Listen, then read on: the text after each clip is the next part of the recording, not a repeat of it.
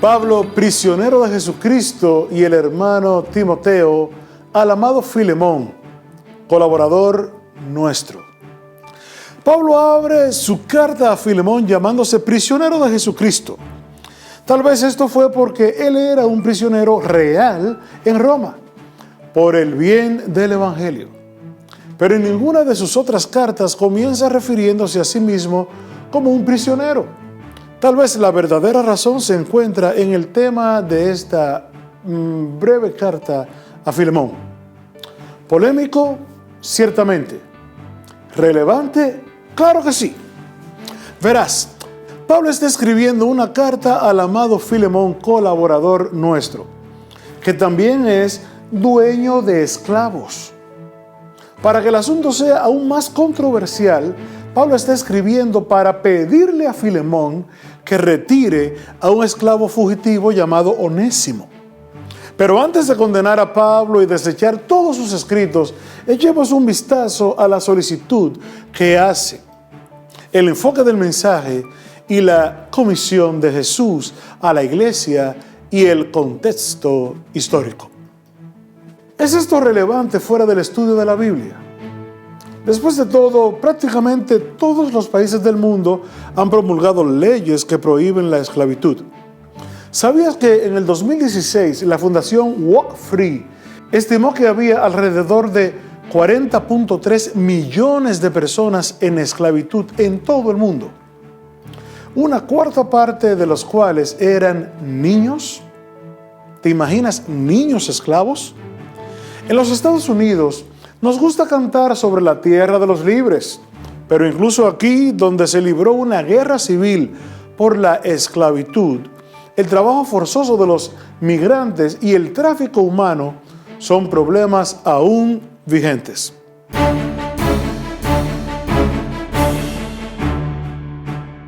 ¿Cómo podría Pablo estar estrechamente asociado con un dueño de esclavos? ¿Cómo podría un dueño de esclavos ser un trabajador para Cristo? ¿Cómo pudo Pablo pedirle a un esclavo fugitivo que regresara con su antiguo amo? ¿No deberían los cristianos estar a la vanguardia de los cambios por la justicia social? ¿No vino Cristo a predicar la liberación a los cautivos? Cautivos físicos, así como espirituales.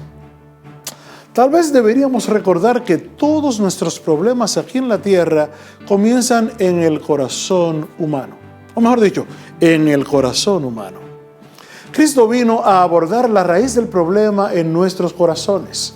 Pasó mucho tiempo curando a los enfermos y ayudando a otros. Pero si se hubiera enfocado en luchar contra el sistema social, no habría tenido tiempo de abordar la raíz del problema. Los principios espirituales que Jesús enseñó, cuando se pusieran en práctica, conducirían a la abolición de tales problemas sociales. ¿Puede una persona amar a su prójimo como a sí mismo y a la vez esclavizarlo también? No, no puede.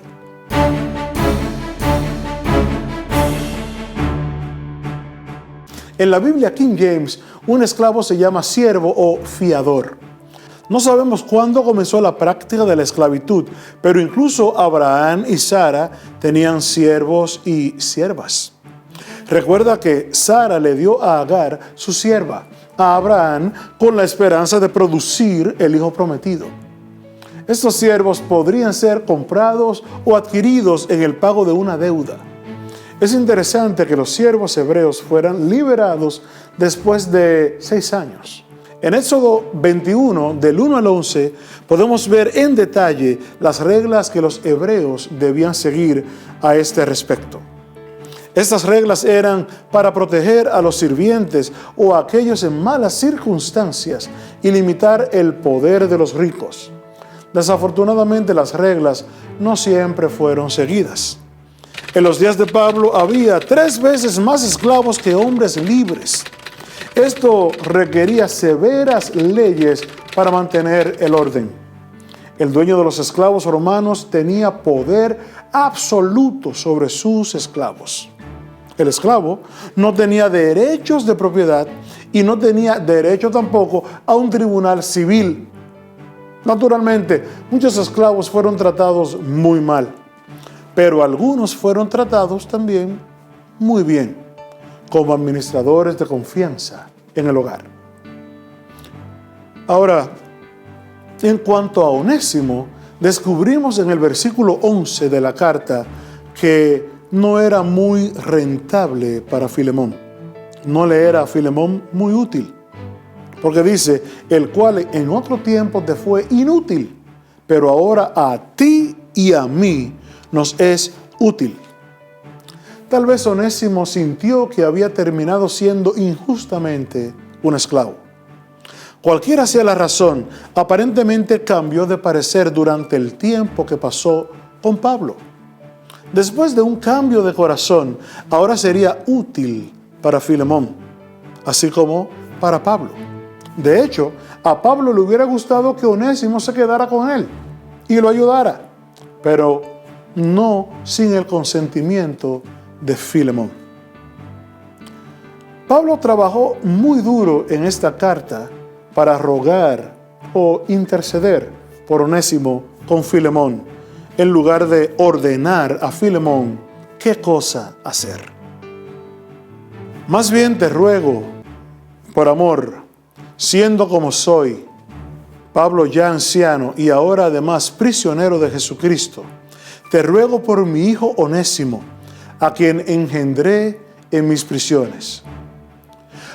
¿Por qué siente Pablo la necesidad de rogar tan cuidadosamente a Filemón que se lleve a Onésimo de vuelta? ¿No querría un dueño de esclavos recuperar a su esclavo si no fuera para venderlo o sacarle algo de valor? La respuesta está en cómo Pablo quería que Filemón recuperara a Onésimo.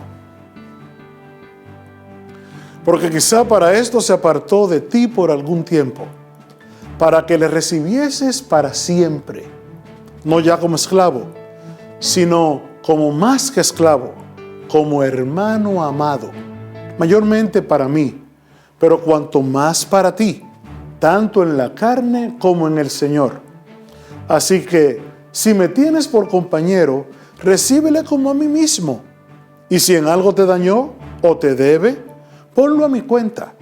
Yo, Pablo, lo escribo de mi mano. Yo lo pagaré, por decirte que aún tú mismo te me debes también. Es porque Pablo quería que Onésimo fuera aceptado como hermano en Cristo, en lugar de como siervo o esclavo. Pablo fue más allá. Dijo a Filemón que recibiera a Onésimo como lo haría con Pablo mismo. Incluso dijo que pagaría cualquier daño o cantidad adeudada. Aparentemente Pablo creía que esta aceptación sería una demostración de la virtud cristiana, que era más valiosa que Onésimo, teniendo libertad como esclavo fugitivo. ¿No es esto el resultado de los principios del reino de Jesús? No éramos todos esclavos del pecado. Y ahora Cristo incluso nos llama hijos de Dios y hermanos. ¿Y no pagó Jesús alguna deuda o daños por nosotros? ¿Eres tú acaso hermano en Cristo? ¿Realmente libre? ¿Sabes? Yo espero que sí. Sinceramente espero que tú y yo seamos hermanos de Cristo. Que Dios te bendiga. Amén.